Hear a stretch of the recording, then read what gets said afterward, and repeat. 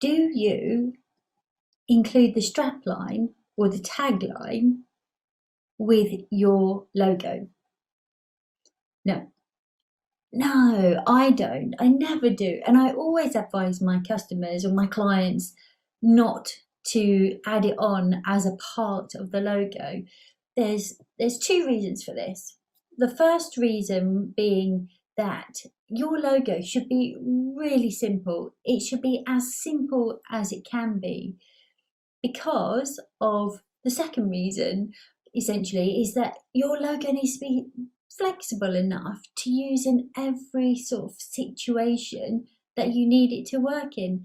If it needs to go down really, really small, this is where a tagline becomes illegible. You can't even read it.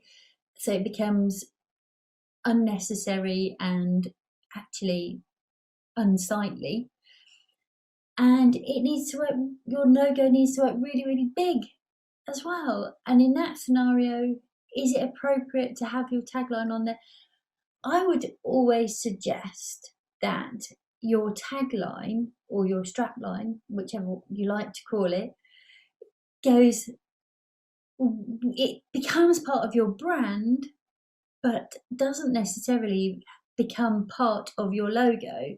So you can work out how it's going to sit with the logo in certain scenarios, but quite often you would see a tagline underneath the logo. So you've got your logo and you've got your tagline, and then as it goes smaller and smaller and smaller, you kind of lose it.